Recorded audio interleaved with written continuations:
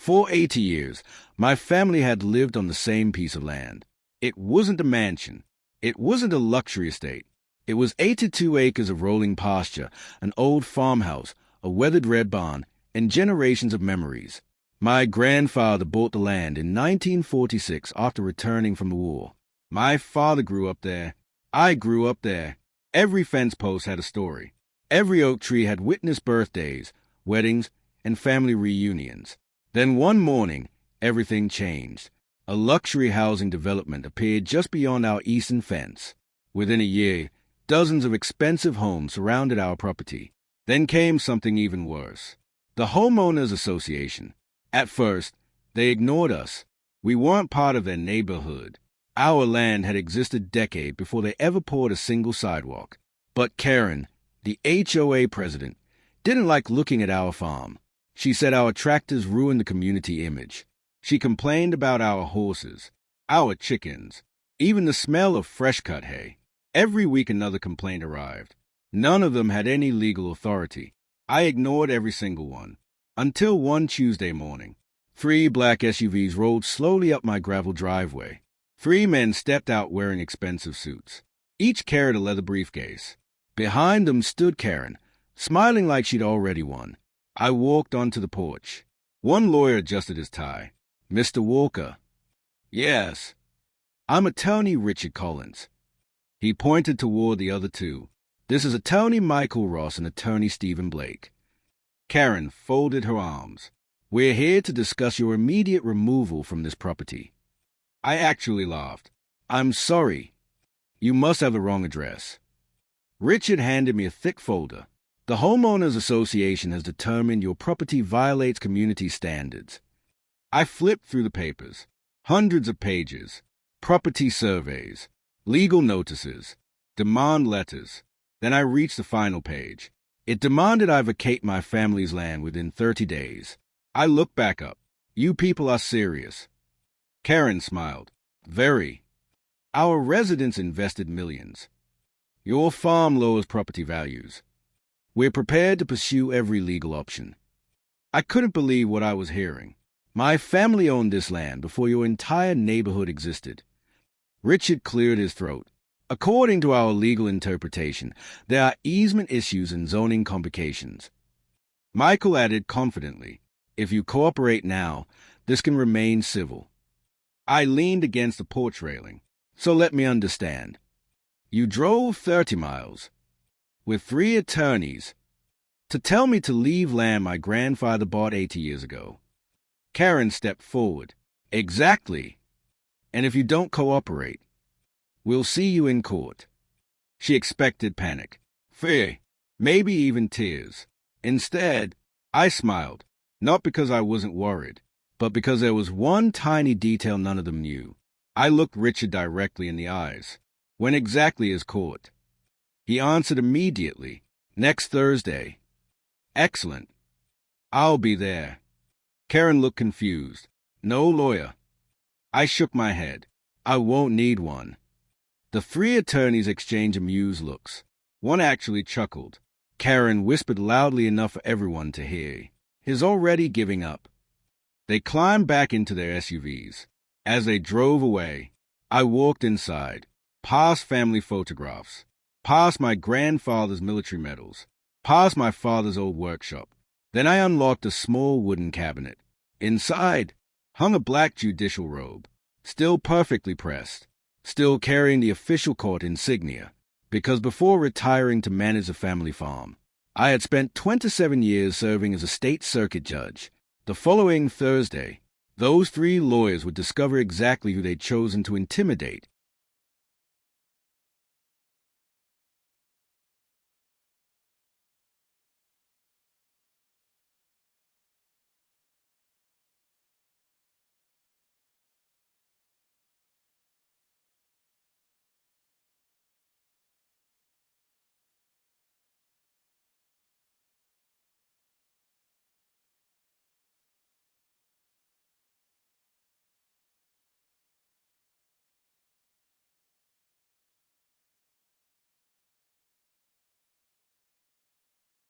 The next Thursday morning, I didn't drive my old pickup straight to the courthouse.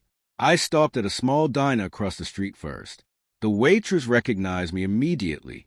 "Good morning, Judge Walker." I smiled politely. "Morning, Sarah." She poured my coffee and laughed. "Retirement treating you well." It was until an HOA decided to rewrite 80 years of history. She raised an eyebrow but didn't ask questions. Small towns have a way of knowing when silence is the kindest thing. Across the street, I watched 3 black SUVs pull into the courthouse parking lot. Karen climbed out wearing an expensive white pantsuit, sunglasses, and a grin that could only belong to someone who thought victory was guaranteed. The 3 attorneys followed behind her, carrying boxes of documents. They looked confident, almost celebratory. I finished my coffee, thanks Sarah, and walked across the street carrying nothing but a slim leather folder. Karen spotted me first. She laughed loud enough for everyone nearby to hear. "You actually came." "I told you I would." Richard Collins smirked. "Where's your attorney?" "I didn't hire one."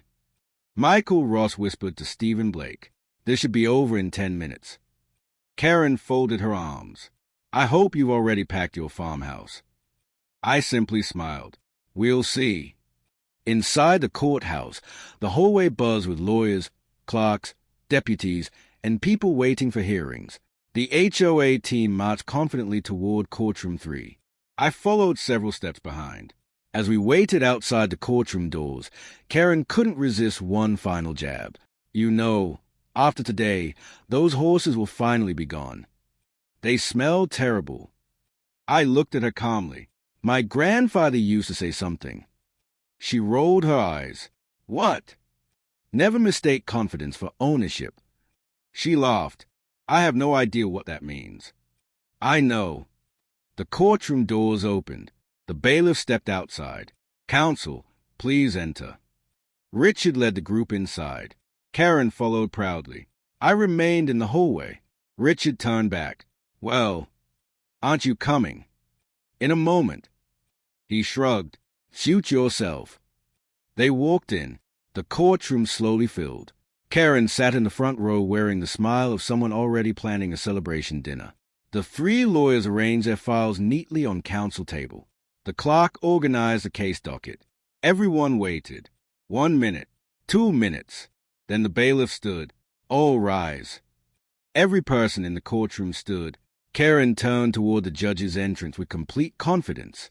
The side door opened. I walked through it, wearing a black judicial robe, not to hear the case, but because I had been invited that morning to administer the oath of office to the county's newest associate judge, a long-planned ceremonial event scheduled immediately before regular court proceedings. The entire courtroom froze. Karen's smile disappeared. Richard's jaw literally dropped. Michael blinked twice. Stephen quietly lowered his eyes. The bailiff announced, "The Honorable Daniel Walker." A wave of whispers spread across the courtroom. Karen slowly turned toward Richard. You said he was just a farmer." Richard looked pale. "I didn't know." I took my seat for the brief ceremony. The new judge stepped forward. We completed the oath with dignity. The audience applauded. The newly assigned judge entered just moments later. "All rise." Everyone stood once again. This time, I took my seat at the defense table. The judge reviewed the case file before looking over his glasses. Plaintiff. Richard Collins stood confidently. "Your Honor, the Homeowners Association seeks a declaratory judgment requiring Mr. Walker to vacate the property due to zoning conflicts, easement violations, and community restrictions." The judge nodded. "Defendant." "I'll represent myself, Your Honor." Karen smirked again. She thought that was a mistake. Richard launched into a polished presentation. Large property maps appeared on the courtroom screen. He argued that the HOA plan expansion gave them authority over my land. He claimed an old survey showed overlapping easements. He insisted my farm operations negatively affected surrounding property values. When he finished, he looked satisfied. "Your Honor, the evidence is overwhelming." The judge turned to me. "Mr. Walker." I stood calmly. "I'd like to begin with Plaintiff's Exhibit 14. Richard hesitated. "Certainly." The exhibit appeared on the screen. It was a survey the HOA relied on. I smiled slightly. Mr. Collins, who prepared this survey? A licensed survey company. Which one? He checked his notes. North Valley Survey Group. I nodded. And what year was this survey completed? Last year. Thank you.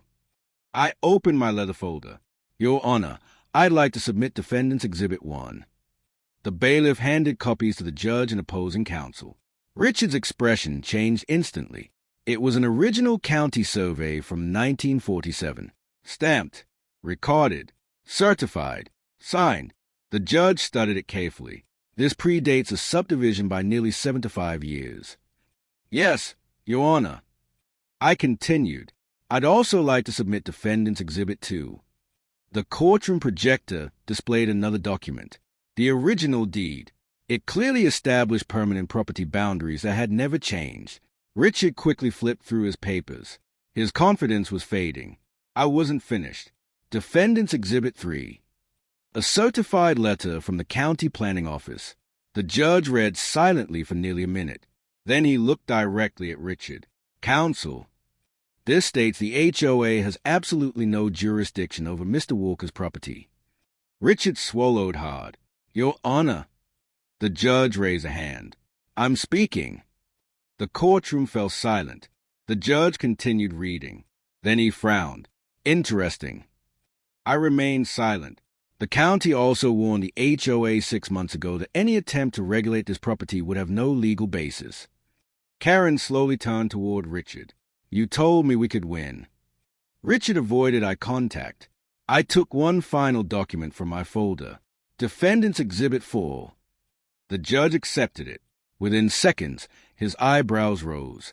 This is a title insurance report. Correct. It confirms uninterrupted ownership by the Walker family since 1946. Yes, Your Honor. The judge leaned back in his chair. So let me understand. He looked toward the HOA table. You filed suit knowing the county had already informed you that you had no authority. Silence. The judge looked at Karen. Karen nervously answered. Our attorney said. I didn't ask what your attorney said. I asked whether you knew. She lowered her head. Yes. The courtroom became completely quiet. The judge sighed. I've rarely seen such a waste of judicial resources. Then he looked directly at me. Mr. Walker. Anything further? Just one thing, Your Honor. I smiled politely. My grandfather taught me that land isn't valuable because it's expensive. It's valuable because it's home. The judge smiled. Well said. He picked up his gavel. The court finds entirely in favor of the defendant. All claims are dismissed with prejudice. The HOA is ordered to reimburse Mr. Walker for all allowable court costs. Furthermore, he looked at the attorneys. I am referring this matter to the State Bar for review of the representations made in this filing. Richard closed his eyes. Michael stayed at the table. Stephen quietly gathered his papers. Karen looked completely stunned. Outside the courthouse, local reporters surrounded the HOA group. Questions flew from every direction. Did you really try to remove a family from land they owned for 80 years? Why did you ignore the county's warnings? No one answered. They hurried to their SUVs and drove away without saying a word. A week later, Karen resigned as HOA president. Within a month, 2 of the board members stepped down. The HOA quietly withdrew every complaint it had ever filed against neighboring properties. As for me, I went back to my farm. The horses still grazed peacefully. The old red barn still stood proudly. And every evening, I sat on the front porch where my grandfather one Saturday, watching the sunset over the same fields our family had loved for 80 years. Some victories aren't measured in money. They are measured in protecting the place that generations before you worked so hard to build. And that old farmhouse? It's still home.